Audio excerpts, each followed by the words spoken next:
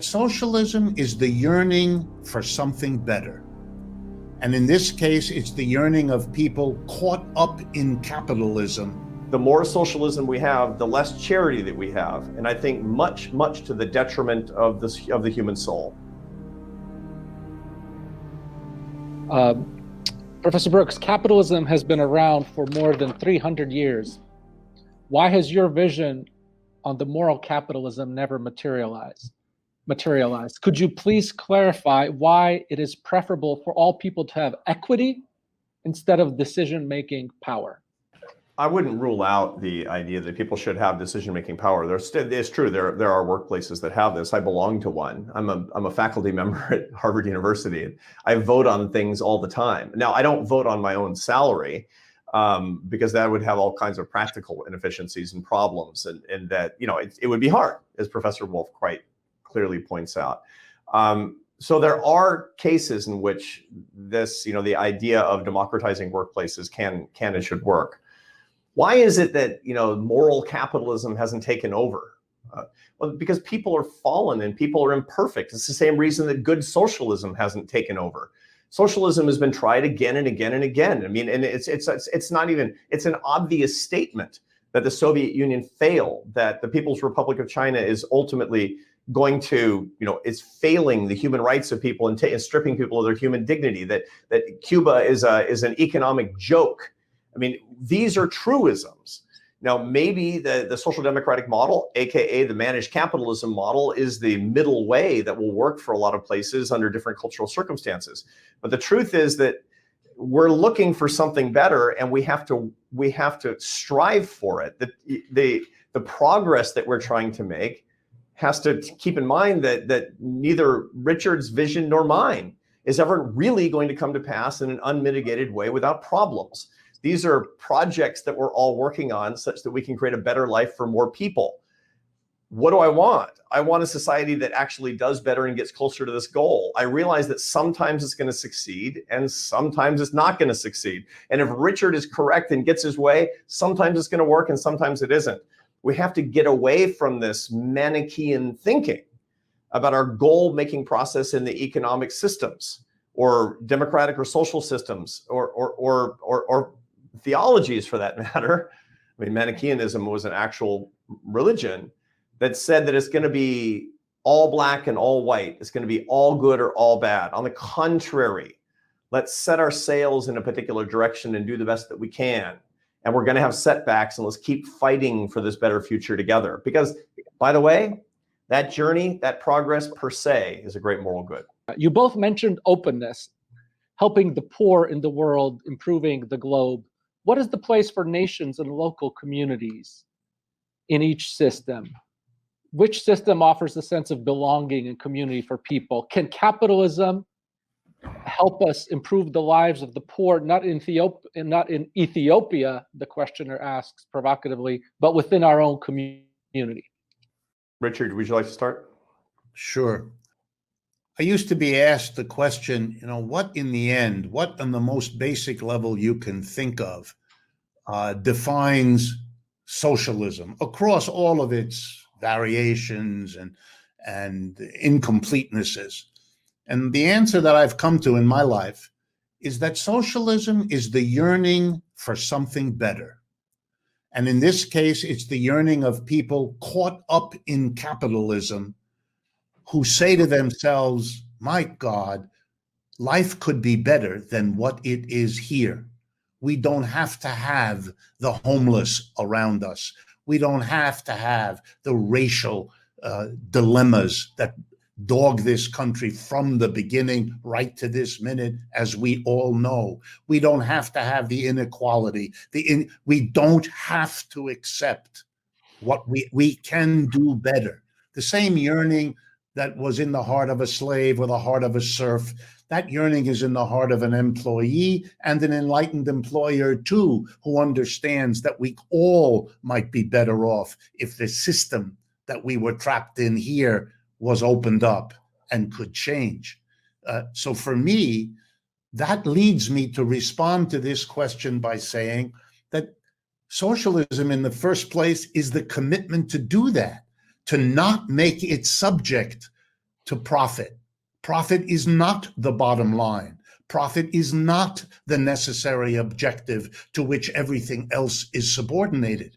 Profit is just one of the many dimensions of any enterprise. A socialist system of the sort I'm in favor of would be the democratic determination of what the whole set of objectives are. And in that set, profit could be listed, but it would never have the dominant and, in my judgment, destructive role that it has in capitalism here and in other countries. Richard's making a lot of sense here. The whole idea that capitalism would be the only thing that we care about, that's insane. And that's because that doesn't actually even describe the goals, the objectives of human beings.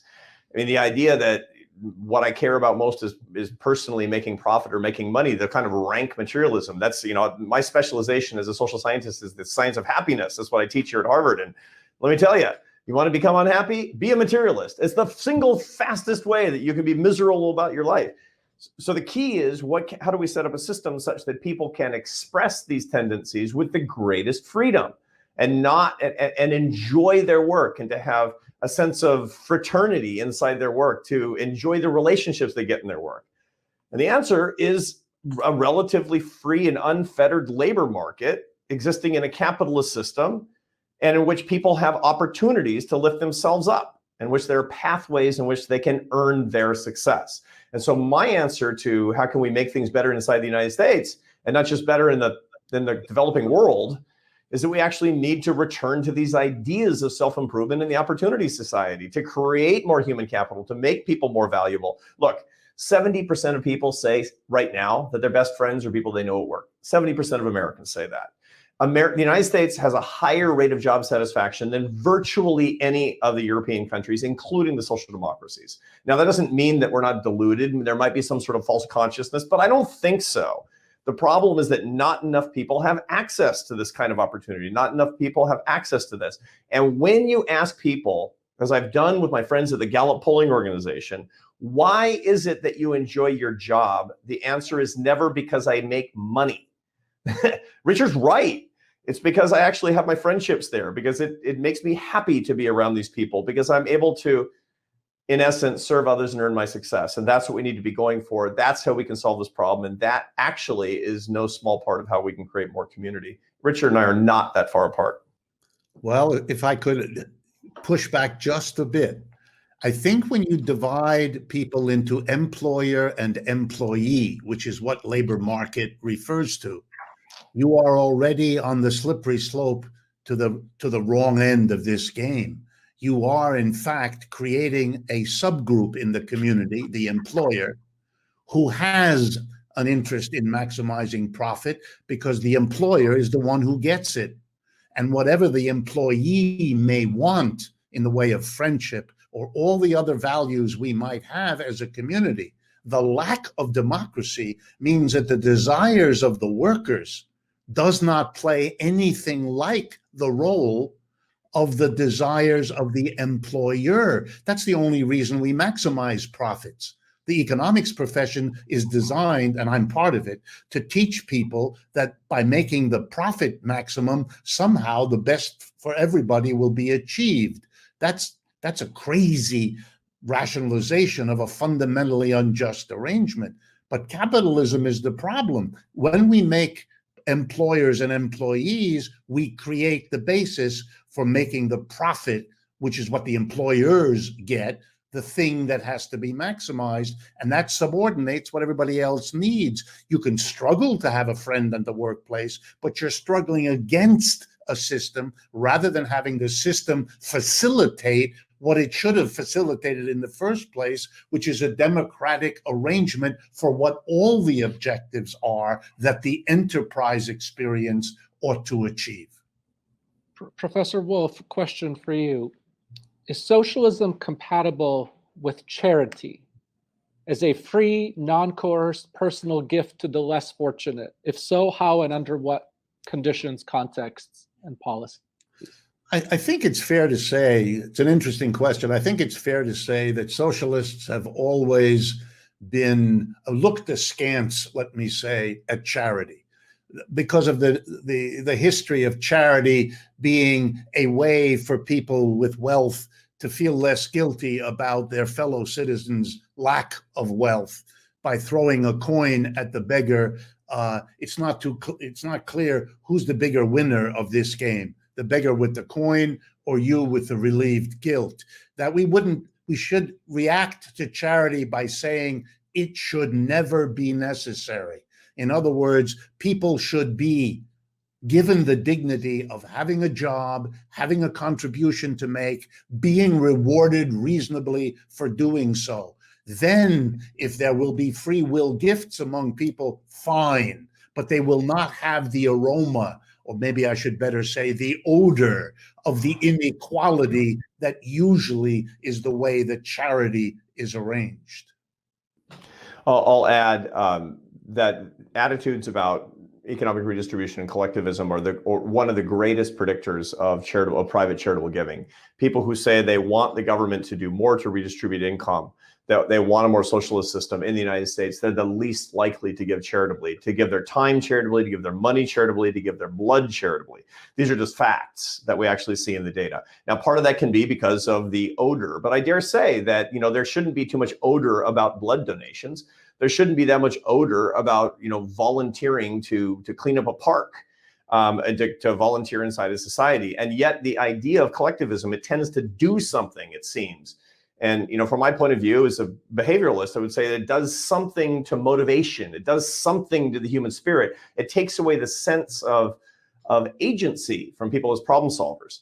One of the studies that I've done a lot of work on as a researcher over the years is the happiness that actually comes from charitable behavior, which I find is the best single thing that you can do. Is my column in the Atlantic this very morning was, this is how you can buy happiness, is by helping somebody else with your money. Give away your money. The trouble is that if you reduce the idea of transfers of money only to the sort of the desiccated technocratic machine of government redressing differences that people have in their lives, you make people into cogs in that machine. And this is, of course, one of the long-standing criticisms that people have had of socialism and its inability to describe the human experience. It tends to strip people of this humanity, of voluntary help that they have of each other, of the agency that comes from indeed being your brother's keeper. I think that we don't have to make that decision. I don't think that necessarily that perhaps Richard's suggestions for a new socialist system would not create that set of incentives. But to date, the more socialism we have, the less charity that we have. And I think much, much to the detriment of the human soul.